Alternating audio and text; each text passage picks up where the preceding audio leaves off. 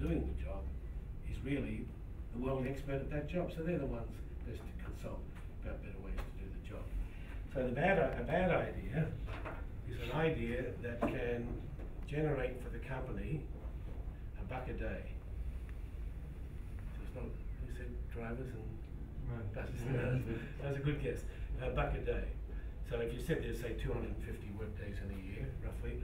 So what we're looking for in your own job is an idea that will either cut costs by $250 or maybe introduce revenues, funds for $250. When they say the sky's the limit, got to be the smith to do. My friend child say nothing, just a way to walk it. Because I'm bad, you know I'm bad, you know I'm bad, you know it.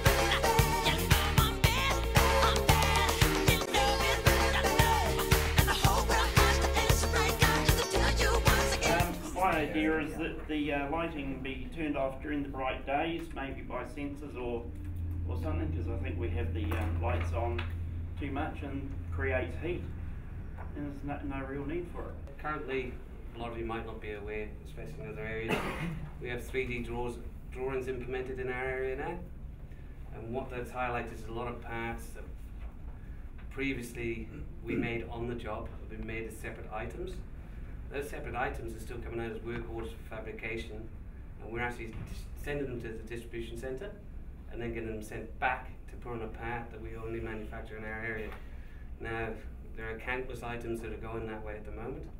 So you've got transportation costs, paperwork costs, you've got all the logistics involved in each component, and I reckon you're talking about $200, $300 per part.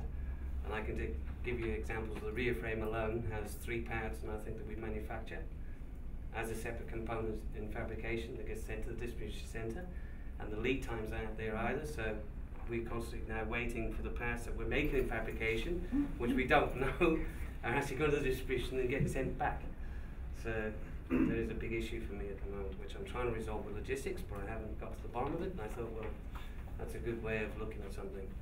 I wouldn't mind so we can get a cupboard in the paint mixing room, because we've got a paint bucket that's over in the other area. We do a lot of walking there and back. We go to paint a bus and there'll be something like there, so we've got to walk all the way around. I reckon over the week it'd probably be 2 hours of walking, somewhere roughly estimated. So if we could get something set up in our actual mixing room with everything there in storage, ready to go, save a lot of walking and mucking around.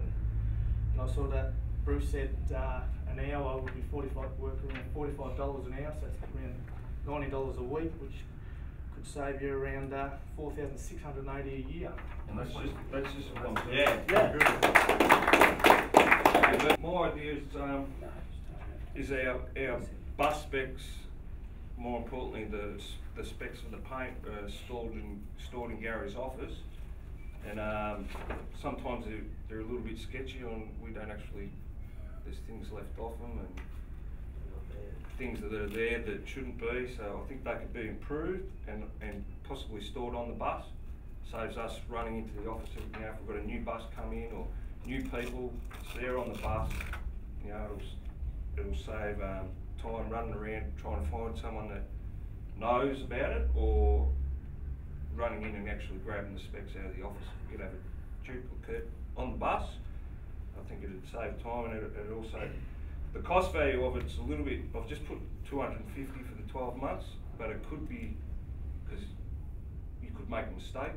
You might paint something when it's supposed to be, and then we have to catch it at the end, or it's painted the wrong colour, or save money on rework, so the cost savings could be very hard to estimate. Just the 250. I reckon it'd be a lot more than that. Good idea. Making sure the drawings are correct, so material's not thrown out. So basically we get drawings and parts are made and marks make it to the drawing, but when we get them we just throw them out. It's just going straight into the bin. Yeah, I've had that issue out with your supervisor, and I told him to log them, put them in the crate, and tell me exactly what parts he's throwing out. No comment. Sometimes I can throw anywhere up to a metre of angle out. I don't know what that's worth. And too much waiting time. jobs get rectified. So when you send them back, Yes, take anywhere 2 hours to days. that's right. So you've got, want to go to 1,000? Oh, I don't know. I just. Might be much. I don't have much no more idea. I than don't know that. what. I don't know what. We're talking about hundreds of hours. Unnecessary meetings. Like, Meetings. yeah, sometimes a lot of meetings that you think, oh well, what's it for? It's just a waste of time. And you touched on the bandsaw. I mean, it's a bandsaw. A lot of time we're just waiting. There's a queue there. Now that we're not allowed to go in the other section, there's actually a queue of 4 or 5 people. Sometimes at the most 5. But you know, it's ridiculous. So that's my idea. I agree with you 100%. That's why we're getting stuff cut outside. So I like Yeah, to but I'll be here 10 years. There you go. Make sure parts get here on time and supply to be held accountable, or get a new supplier that can get the parts here on time. Probably help to save on whip days late or stuff like that.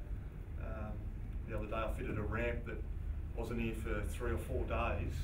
The bus was already under lean to getting AC commission, doors were on, the whole thing, and it just holds up the process and of stuff. And yeah, that's my one. I'd just like us maybe to reassess our quality check sheets. I know we're supposed to have a process in place now where each section, there's sheets signed off.